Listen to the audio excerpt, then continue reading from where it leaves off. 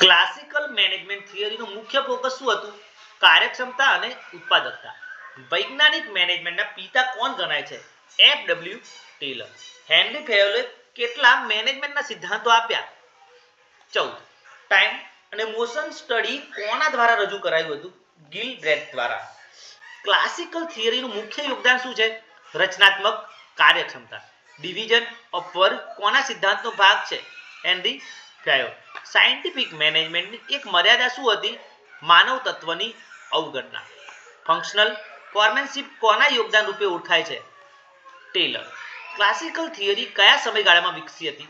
1900 થી 1930. Unity of command કયા વિચારક દ્વારા બહાર આપવામાં આવ્યો હતો? ફેયોલ દ્વારા.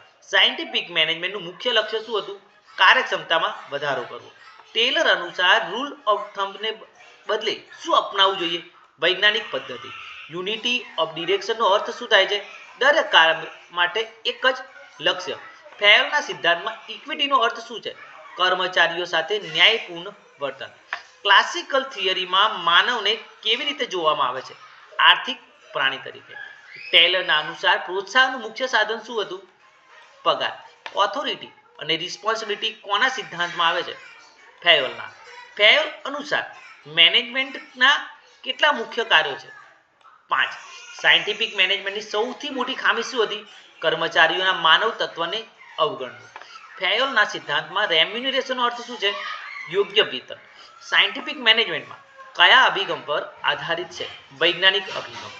સબઓર્ડિનેશન of individual interest to general ઇન્ટરેસ્ટનો અર્થ શું છે? સંસ્થાના હિતને પ્રાથમિકતા આપવી.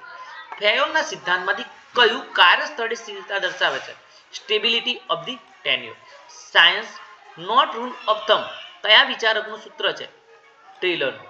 ક્લાસિકલ થિયરીમાં ઉત્પાદન વધારવા શેના પર ભાર મુકાયો હતો? વૈજ્ઞાનિક અભ્યાસ ઉપર. ફેયોલના સિદ્ધાંતમાં સેન્ટ્રલાઇઝેશન શું દર્શાવે છે? સત્તા માત્ર ટોચના સ્તરે હોય છે. સાયન્ટિફિક મેનેજમેન્ટનું સૂત્ર શું હતું? Maximum output with the minimum efforts. Fayol અનુસાર ઇનિશિયેટિવનો અર્થ શું છે?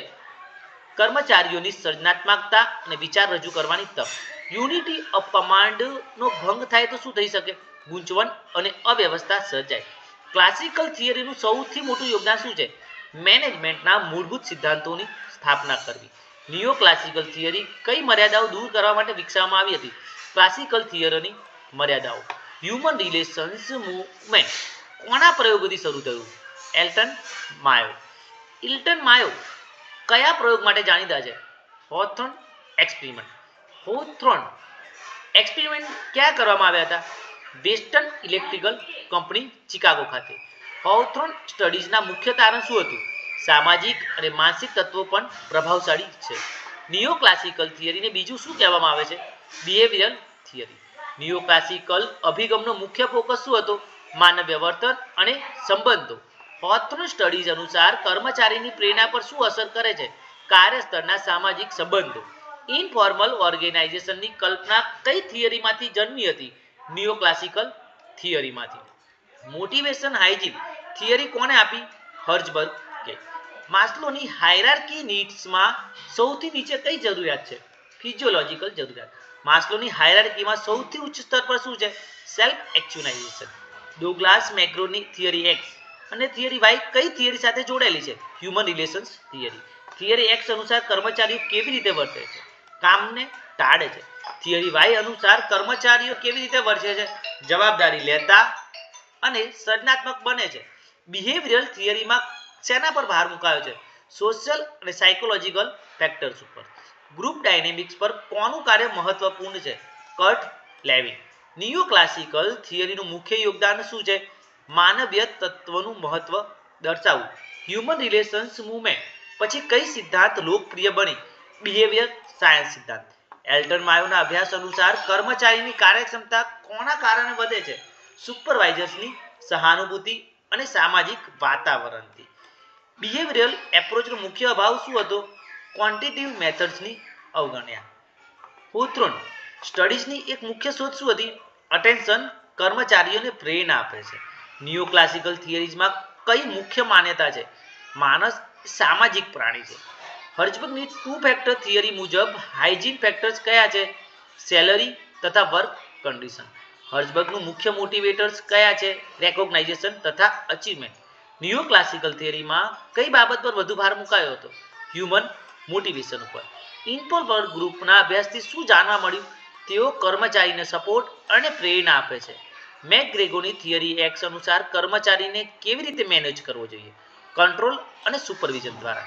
મેક જ્યોર્જની થિયરી વાય અનુસાર મેનેજમેન્ટની ભૂમિકા શું છે? સહકાર અને વિકાસ માટે પ્રોત્સાહન આપવું. નિયો ક્લાસિકલ થિયરીનું સૌથી મોટું યોગદાન શું હતું?